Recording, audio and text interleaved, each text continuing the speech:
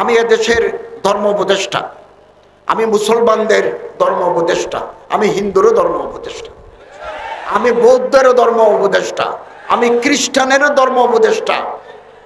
চট্টগ্রামের পাহাড়ে, ময়মনসিংহের পাহাড়ে যারা থাকে তারা কোনো না কোনো ধর্ম মানে। এই বড় 4-5টা ধর্ম বাদ দিয়ে আর অন্যান্য ধর্ম মানে, আদিয়ান বাদ দিয়ে অন্য ধর্ম মানে। আমি তাদেরও প্রতিনিধি।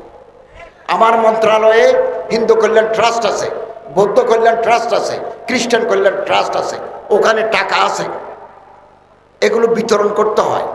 তাদের উপাসনালয় আমাকে ভিজিট করতে হয়। আপনি যদি এটা পছন্দ না করেন, আপনি জনগণের কাছে যাই, আগামী দিনে ভোট চান, রাষ্ট্রের কাঠামো পরিবর্তন করে ফেলেন, আপনি যেটা চান সেটা হবে।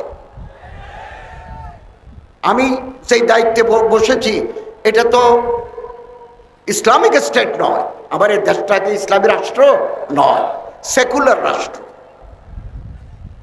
সেকুলার রাষ্ট্র, একটা বিধিবিধান আছে, আমি এর বাইরে যেতে পারবো না।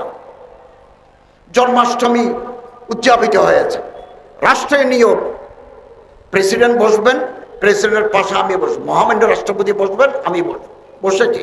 দুর্গাপূজা আসবে, মহামান্য রাষ্ট্রপতি বসবেন, আমি বসবো, হিন্দুদেরকে আমরা সম্বর্ধনা দেব। বৌদ্ধদের প্রবারণাপূর্ণ পূর্ণিমা হবে, প্রেসিডেন্ট পাশে, মহামান্য রাষ্ট্রপতি পাশে থাকবেন, আমি পাশে থাকবো। 25শে ডিসেম্বর খ্রিস্টানদের বড়দিন, আমাকে সম্বর্ধনা দিতে হবে তাদের রাষ্ট্রের সাথে। তারপরে ঈদ হবে, ঈদুল ফিত্র, ঈদুল আজহা, আমরা মুসলমান ওলামায়ে কেরাম প্রতিনিধিদেরকে বঙ্গভবনে ডেকে সম্বর্ধনা দেব। এটা রাষ্ট্রীয় নিয়ম, রাষ্ট্রীয় আচার, এগুলো আমাদের মেনে চলতে হবে। আপনার পছন্দ না হলে আপনি আগামী নির্বাচন যেটা দেবে এর জন্য মাঠ তৈরি করেন। কি আদর্শ চান, কোন আদর্শে দেশ চালাতে চান, সেটা মানুষকে বুঝান, ম্যান্ডেট নিয়ে আসেন, জনগণের পাওয়ার নিয়ে এসে রাষ্ট্রের কাঠামো পরিবর্তন করুন। আপনি যেটা চান সেটা আপনি করতে পারবেন, আমাদের কাজগুলো আমাদের করতে দেন, এটা আমাকে করতেই হবে। আমি এই মাদ্রাসায় এসেছি, এই জাতীয় সিরাত কমিটির সম্মেলনে এসেছি। আমি তো রাজশাহীতে গিয়ে আহলে হাদিসের 2টা মাদ্রাসা ভিজিট করেছি, একটা আলিয়া মাদ্রাসা, কামিল মাদ্রাসা ভিজিট করেছি, এটা দাওরা হাদিস পর্যন্ত কওমি মাদ্রাসা ভিজিট করেছি। আমি শ্রী শ্রী গৌরাঙ্গ দেবের ঠাকুরের মন্দিরে গেছি, তাদের মাঝে গরিব মানুষ যারা, তাদের মাঝে বিতরণ করেছি। রাজশাহীতে মুসলমানদের এলাকায় আমি বিতরণ করেছি, আমি তো তাদেরও প্রতিনিধি। দুর্গা পূজা উপলক্ষে সরকার হিন্দুদের ধর্ম উৎসব, বিভিন্ন গরিব মন্দির আছে, এই মন্দিরের জন্য টাকা দেয়।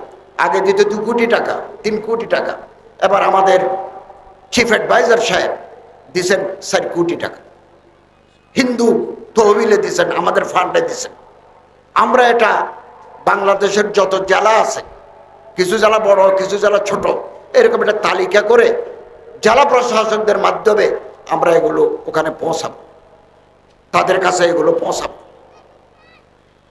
এবং বাইরে একটা মিথ্যা প্রচারণা চলছে সারা দুনিয়া ব্যাপী, সেটা কি, বাংলাদেশের হিন্দু, বৌদ্ধ, খ্রিস্টান, যাদেরকে আমরা মাইনরিটি বলি, সংখ্যালঘু বলি, তাদের উপর জুলুম হচ্ছে, এরকম একটা কথা বাইরে মিথ্যা প্রচারণা চালাচ্ছে। এবং আমার সাথে ইউরোপীয় ইউনিয়নের কমিশনের লোকেরা দেখা করেছেন, আমার সাথে ভারতের অ্যাম্বাসেডারের সাথে দেখা হয়েছে, নেপালের রাষ্ট্রদূতের সাথে দেখা হয়েছে। এই কয়দিনের মধ্যে ডেনমার্ক, অস্ট্রেলিয়া, আমেরিকার রাষ্ট্রদূতের সাথে ওনারা আমার অফিসে আসবেন। সবার একটা কথা যে we have been concern about the persecution of the minorities. তারা বলতে চাচ্ছেন যে আমরা উদ্বিগ্ন, এই দেশে অমুসলমানদের উপর জুলুম হচ্ছে। এ কথাটা সম্পূর্ণ মিথ্যা প্রচারণা, এগুলো বাইরে চলছে, ওনারা সেটা আমাদের কাছে জানতে চাচ্ছেন। আমরা ওনাদেরকে আশ্বস্ত করেছি, বাংলাদেশের কোথাও সাম্প্রদায়িক সম্প্রীতি নষ্ট হয় এরকম কোনো কাজ আমাদের দেশে হচ্ছে না। আমরা রাষ্ট্রের পক্ষ থেকে যত নিরাপত্তা ব্যবস্থা গ্রহণ করা দরকার সেটা আমরা গ্রহণ করছি। তারা নির্বিঘ্নে তাদের ধর্ম পালন করবেন, আমাদের রাষ্ট্রের পক্ষ থেকে কোনো বাধা নাই।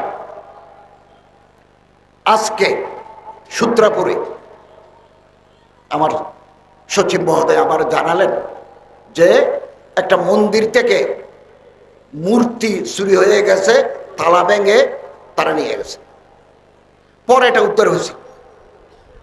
তো উদ্ধার হওয়ার সময় কিছু ভাঙি টাঙিয়ে গেছে সামান্য, আবার বসানো হয়েছে। তাই বললাম এগুলো কারা করলো? তিনি বললেন জমি নিয়ে বিরোধ, জায়গা নিয়ে গোলমাল।